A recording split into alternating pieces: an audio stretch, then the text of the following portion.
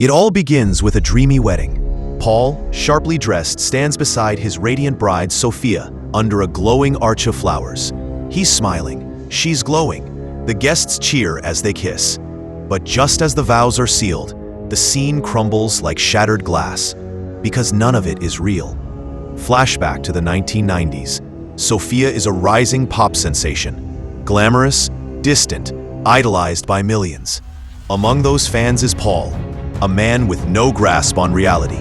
Late one night, Paul appears at Sophia's mansion in a crisp tuxedo, clutching a single rose, convinced they're in love. Belle, her loyal and battle-hardened bodyguard, confronts him. Paul, eyes wild, insists Sophia is waiting for him.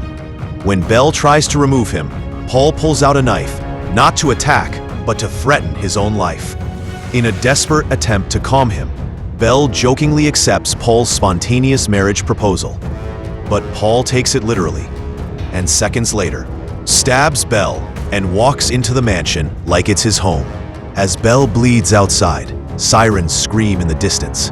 Inside, Paul wanders through Sophia's home, brushing her clothes, singing her songs, basking in a fantasy. He doesn't know she's on tour. 6 months pass. Sophia, now trying to move on, is lounging with Rhodes, a charming basketball star. Her assistant rushes in. Belle has returned. Scarred but alive, he's back on duty. Sophia embraces him with relief. Meanwhile, miles away, Paul's voice echoes through a phone to a hulking man named J.H. Paul, freshly escaped from a psychiatric facility with another disturbed patient, Penny, has a plan. A wedding is coming. Sophia is coming. That night, Sophia and Rhodes dance in a lively club. But Belle sees a terrifying news report. Paul has escaped. He quickly drops his daughter, Abby, with her aunt Eleanor, and rushes to warn Sophia. At the mansion, Sophia, now back, feels the walls closing in. Paul is coming. Penny's attack earlier was a warning shot. She hides in the studio. Paul arrives moments later with a priest in tow, his eyes sparkling with delusion. He brushes past reality. To him, today is the big day. He walks into the booth expecting affection. Instead, he finds Sophia, trembling but furious. She pleads with him to stop, but Paul's obsession drowns out reason. He's convinced the wedding is happening, and nothing can stop it. While Belle is ambushed by J.H. and left for dead. Sophia flees through the mansion, finding Rhodes, barely alive after being stabbed by Paul, who mistook him for Sophia in a surreal moment and even kissed him. As chaos erupts, J.H. forces Eleanor and Abby toward the church. Belle, barely clinging to life, is rescued by Kaylor, who helps him race to Sophia's side. At the church, Sophia stands at the altar. The place is packed with strangers.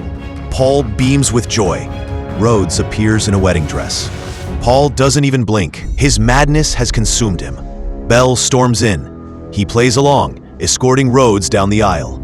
Sophia is passed a hidden knife. The priest begins the ceremony. J.H. tries to stop it, but Paul silences him, eyes locked on his bride. Then the kiss. Long, disturbing. And then, Paul snaps. He stabs Rhodes. Gasps erupt. Belle tackles Paul. J.H. grabs Abby, gun to her head. Everyone freezes. In a final twist, Rhodes, wounded but fierce, slashes J.H.'s throat, saving Abby. Belle pulls his daughter into his arms. The madness ends in blood and broken illusions. Paul, now handcuffed and dazed, sits in a police car, still smiling. He talks about honeymoons and hotel rooms, imagining limos and champagne. But behind his eyes, reality is crumbling. As Sophia walks away with Belle and Rhodes, safe but shaken, Paul's dream wedding dissolves into the nightmare it always was.